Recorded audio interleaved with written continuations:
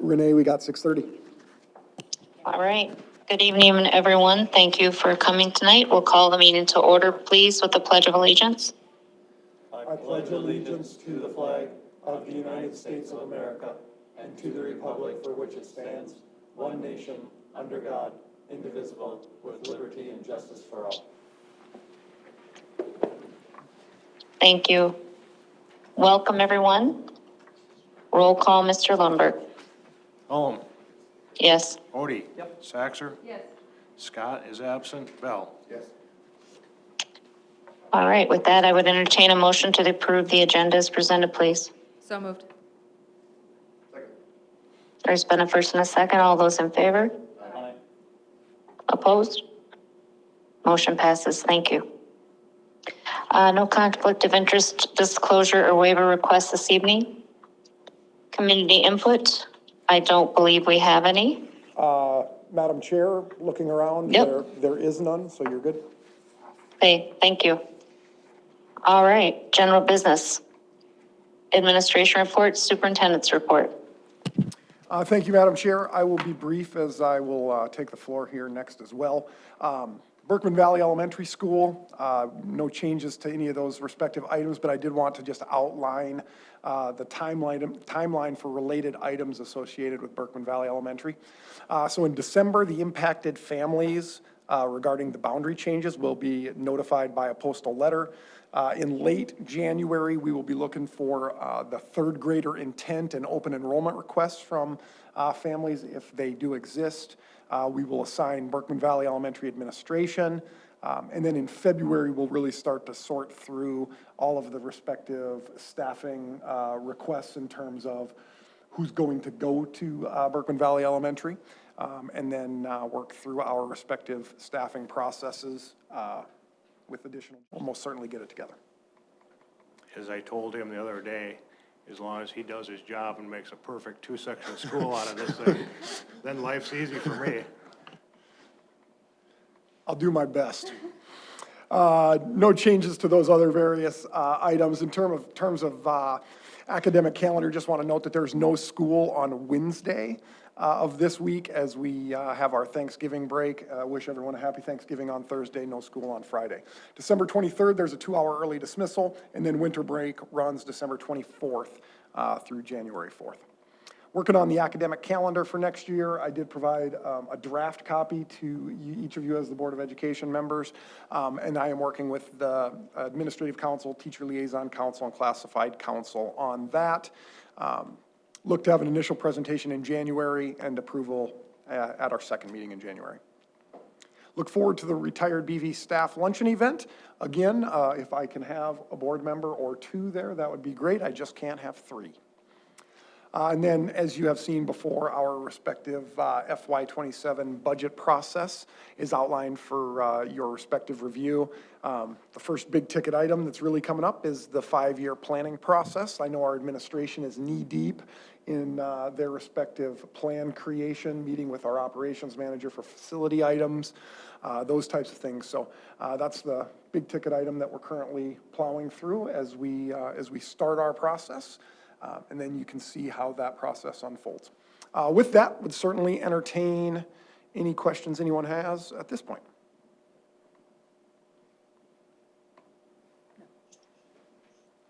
Any questions for Superintendent Larson tonight? All right. Thank you, Superintendent Larson. Board policy, we do not have any this evening. Takes us to general business. Item number 1, 2025-2026, State of the School Address. No action on this item. Thank you, Madam Chair. It's my pleasure to share the information and data with the Board of Education and the community here this respective evening. Every year we talk about school academic accountability and the related process, and I do think it's very important that regardless of what the number is or the number isn't, it's very important to understand that the ultimate goal is student learning and improved academic performance. Regardless of how well you perform, there's always a latitude for improvement. And I would say that our administration, as well as our staff collectively, take very seriously the process associated with evaluating data working through those data-related processes to provide the very best instruction that we can and ultimately improve academic performance. So we are in the report phase here. School Performance Index. So this is the state of South Dakota's model for determining quality of schools. So the School Performance Index, the various categories are broken down there for your review. It is more complicated than it appears to be on this slide, and there are some real interesting nuances. I'm not even going to attempt to go into those respective details, but here is your respective 2025 Brandon Valley School District SPI scores.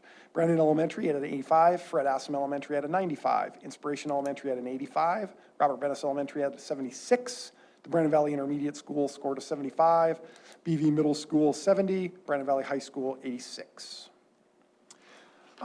Something new to the State of the Schools address this year, and I would tell you I am going to cite the professional who provided it, because everyone up here knows that I'm not capable of dealing with the AI technology stuff. So our Director of Instruction did provide us an analysis of our state assessment information, and these were the district-wide trends that I wanted to share from the information that she provided to me. First item, consistently strong performance above state averages. The Brandon Valley School District maintains proficiency rates 20 to 24 percentage points higher than state averages. ELA proficiency has remained stable between 71 and 73%, math 64 to 67, and science 60 to 63. It is important to note that as I understand it, that is all of the assessment data, grades 3 through 11.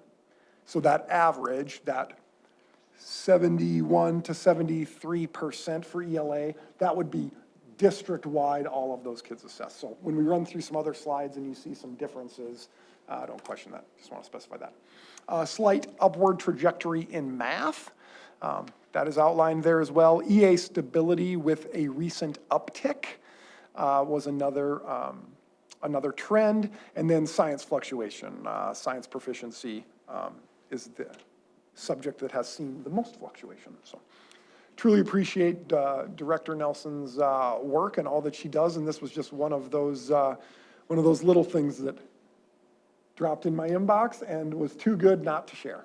So thank you, Director Nelson. Here is the proficiency rates for the Brandon Valley School District and the state of South Dakota in third and fourth grade ELA and math.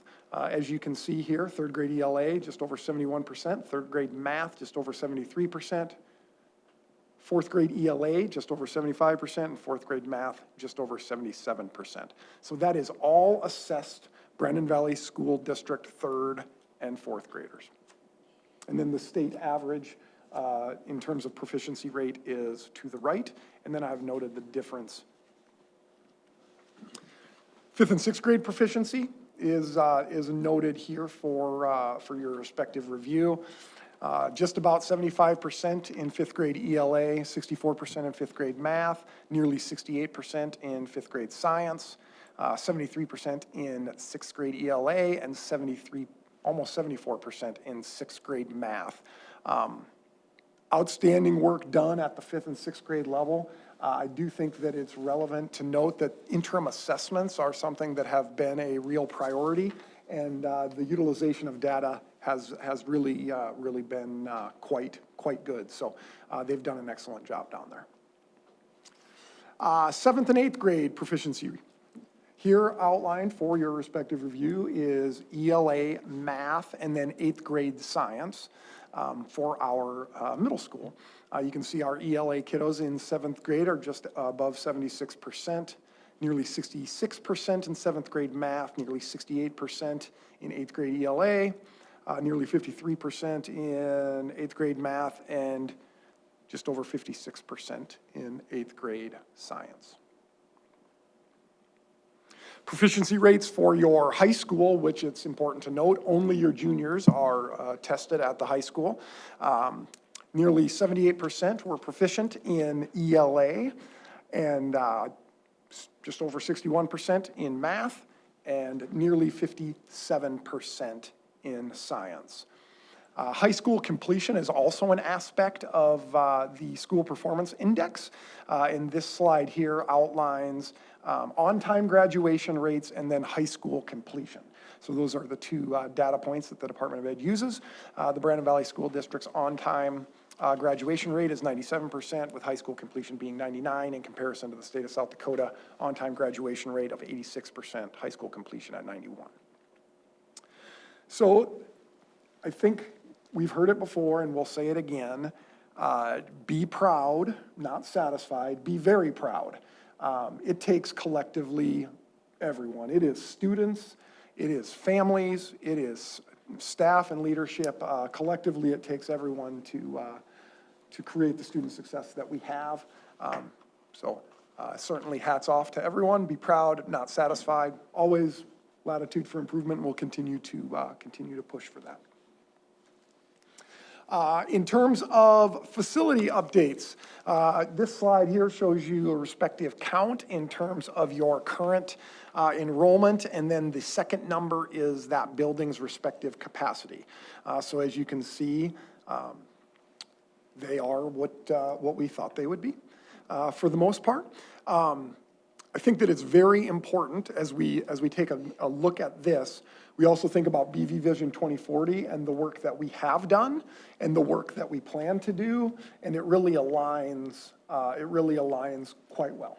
You have your property on site for your West Side Elementary, which will eventually alleviate capacity off of Fred Assam Elementary and Inspiration Elementary.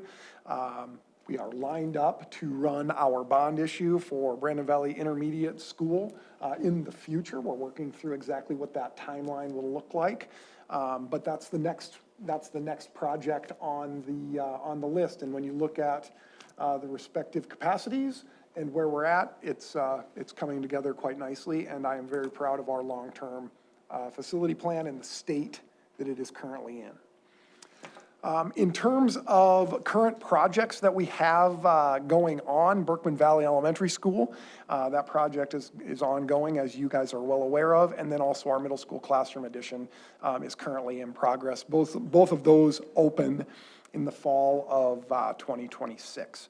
I think I would be remiss in my duties if I didn't speak to the fact that we are getting a whole lot done with the resources available in comparison to what we thought we were originally going to get done. And all of that is done with no increase to the respective tax rate, as it was all done out of capital outlay certificates. And the reason we were able to do that was because of the debt management leading us to this point. So those two things that we have going on, it's important work, but it also is very beneficial to the district that we were able to get more done than we really even thought we were going to, and sets us up for long-term success. Strategic plan review, just want to note a few items regarding our strategic plan, and really just hit on a couple of the high-level items. We continue to make decisions based and rooted in our strategic plan in terms of what we're going to do and what we're not going to do. In terms of student achievement, I think about our district reading protocol and our laser-like focus on the basics and how that has probably benefited us in terms of literacy and that development.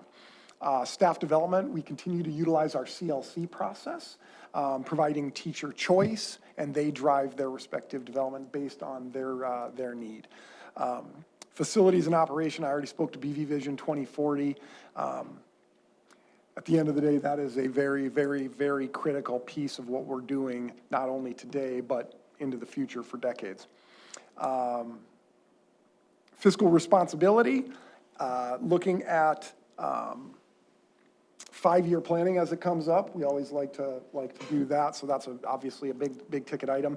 And then the family community relations piece, I just want to point to building a brighter BV, as well as our business relations luncheon. And then you could talk about Rake the Town, and all of those respective items. So many things are done under the guises of the direction of your strategic plan. A little look ahead for next year's budget and staffing. The The second two items aren't going to be positive for the most part in terms of look ahead in budgeting for staffing. But the first one is, so I put that on there to help us all feel a little bit better on this slide. Our 25-26 enrollment projection came in. We not only met our enrollment projection, but there was just a little bit of room on top. And I would tell you that that sets the floor for next year. So you're not in a hole, for lack of a better phrase, to start. So the fact that your 25-26 enrollment and enrollment projection was very positive, that sets you up in a better way than if it went the other way for next year. The second item is the upcoming legislative session. The general tone that we are getting is that funding will be a real issue and or challenge. And I guess I don't know how to say it, so I'll just give you an example. Your Sioux Valley bill is going up 9%. It's like $1 million. It's gonna be like 100,000-ish. So those are the types of things that we are dealing with as we navigate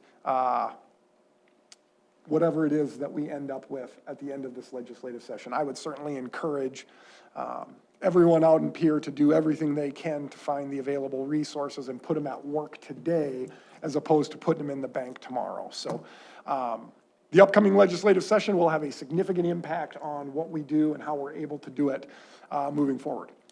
And then in terms of budget and staffing, the third item that I wanted to point to is the opening of Berkman Valley Elementary. It's gonna open, it's clean, easy, two-section school, and we're gonna need half special teachers in all of those things, and it's just, it'll come together very, very nicely. I hope. And if it doesn't, then we'll put the puzzle together in the best way that we can with the resources available. But there is a lot of water that's gonna go under the bridge here over the course of the next few months, and we look forward to doing that work and getting those respective items in place. With that, I was thinking about this, how to make it simpler. So I was thinking for a superintendent's state of the schools address, if I could get it to one slide, that would be very popular amongst my administrative staff, probably the board. So I think this is where, if I had to, I could give it to you in one slide. Bullet point 1, excellent student achievement. Your schools perform extremely well academically, and that is what we are here for, student learning. So bullet point 1, excellent student achievement. Bullet point 2, highest average teacher salary in the state of South Dakota. So you're putting your money where it matters and into the classroom. Bullet point 3, you have one of the best tax rates in the metro area. You are right there at the best.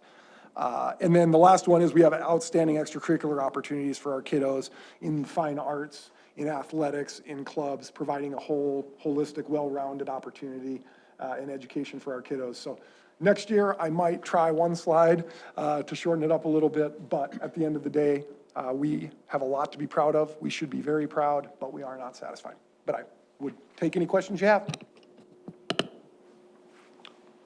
Proficiency, is that measured against the standard for the age group they're in?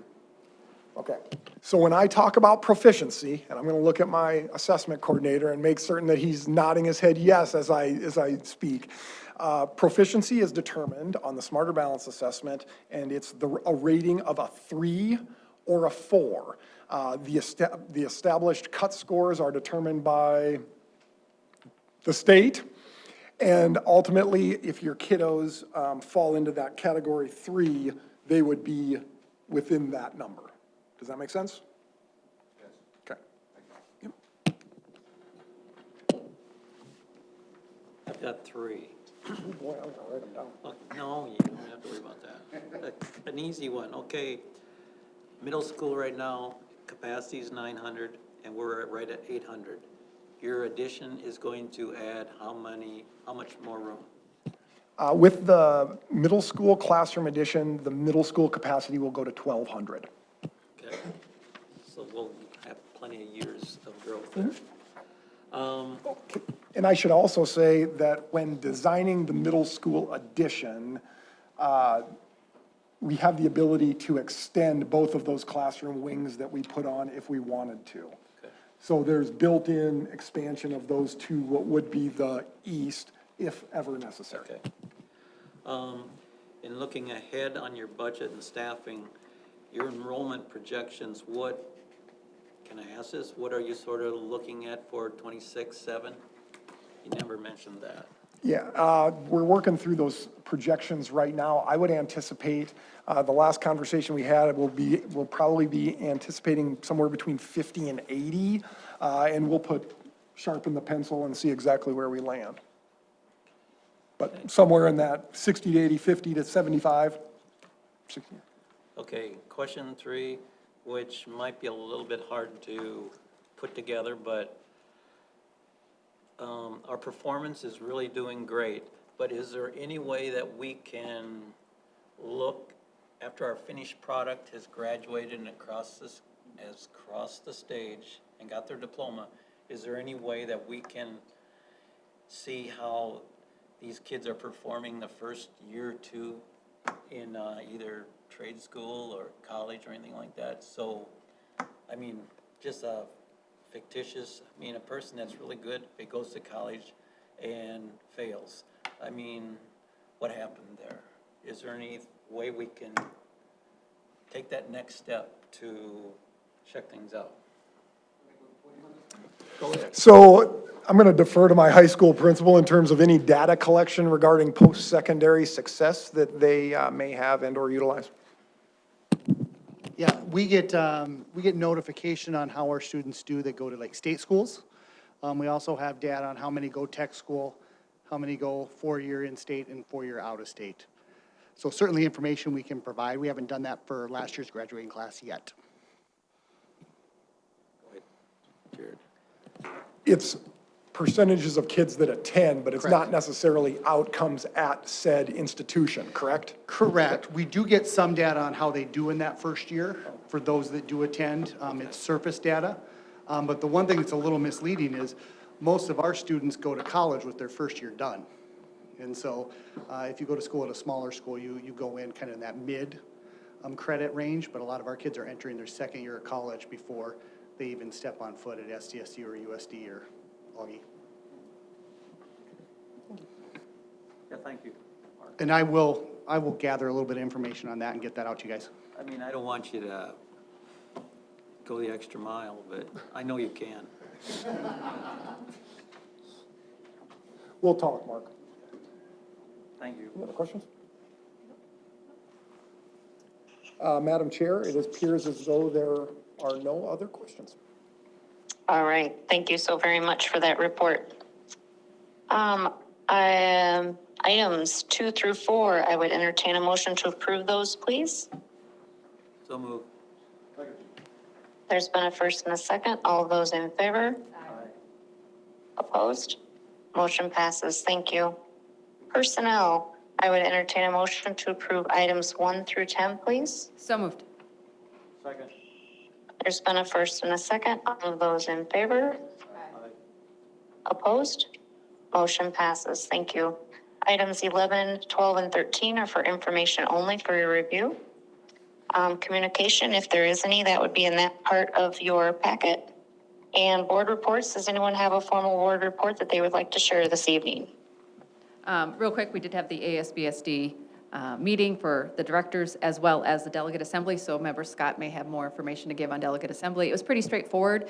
As much as it was straightforward, there may be what we are anticipating a record number of bills that are already in draft form that'll hit the floor that will be detrimental to public education. So what we are just looking for is to gather voices, to gather advocacy. We will work obviously with our legislators as we have in past years.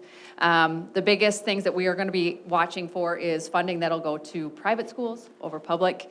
The biggest thing there that comes up for conversation points is there's been a ton of noise around special education. There's not enough funding as it is.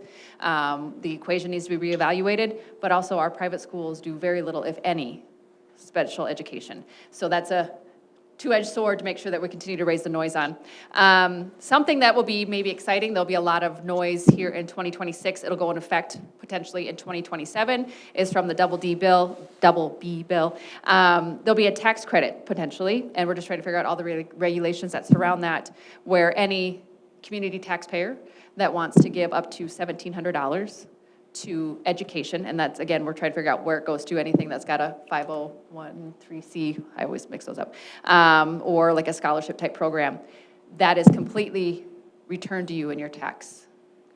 So that basically you're giving to get it back, but it goes to public education. So that could be something that we will probably work with the community on, make sure there's a lot of noise around, because that would be really beneficial to our school district. There are some webinars that are happening late winter and early spring. What's interesting is many of the webinars, what they open up for is they have directors lead them.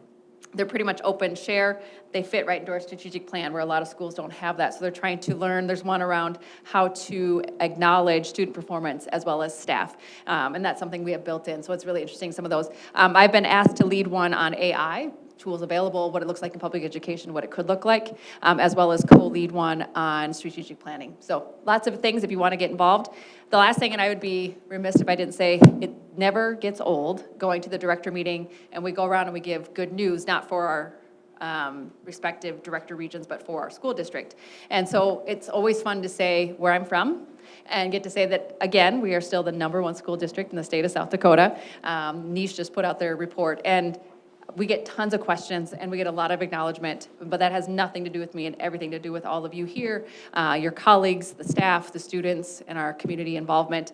But it, from anywhere from talking about our football and volleyball and the number of kids involved in our high school and middle school plays, our dance team, and it just goes on and on and on. And that's just our first quarter of sports and activities. So, and then we talk about our incredible, they're always referencing Mr. Lundberg and how he manages our business. And then when we got to what is most important is our academic performance and how we continue to raise the bar there. So thank you, sincerely thank you for everything you do. It does not go unnoticed by any of us here, and it definitely doesn't go unnoticed by those around the state. So I get a lot of questions, and then I pass them on to who can actually answer those questions. So thank you. And I'll be tapping on shoulders for raising our voices this legislative season. Is the private school funding still vouchers, or is it? So there's a lot of them. They're getting real creative. There's going to be there's draft bills around charter schools. There's definitely towards scholarships for private schools. So yeah, they're getting creative in how they would look at how that's funded. There even one that's draft to say if you're going to homeschool your child, maybe you get what we would get per head, maybe the parents get that. So there's a lot that's out there, and it's just a matter of what makes the floor and how far it goes.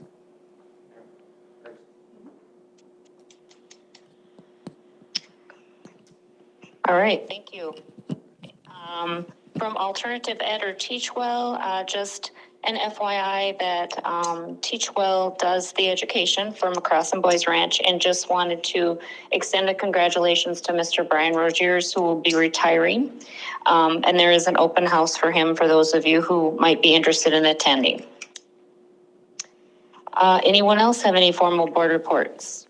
Madam Chair, I do just want to make certain that the board has on their calendar December 11th at 7 a.m. for our legislative breakfast. Thursday, December 11th at 7 a.m. for our legislative breakfast. I was able to confirm availability with our local legislators. So we'll have an agenda posted and published, and that's the expected date. Thursday, December 11th at 7 a.m., legislative breakfast. That's all I have. All right. Any other board reports this evening? All right. Travel reports, there's one for your review. That looks like it takes us to the end of our scheduled agenda. I would entertain a motion to adjourn. So moved. There's been a first and a second. All those in favor? Aye. Opposed? Motion passes. Have a happy Thanksgiving, everyone, and we'll see you when you come back.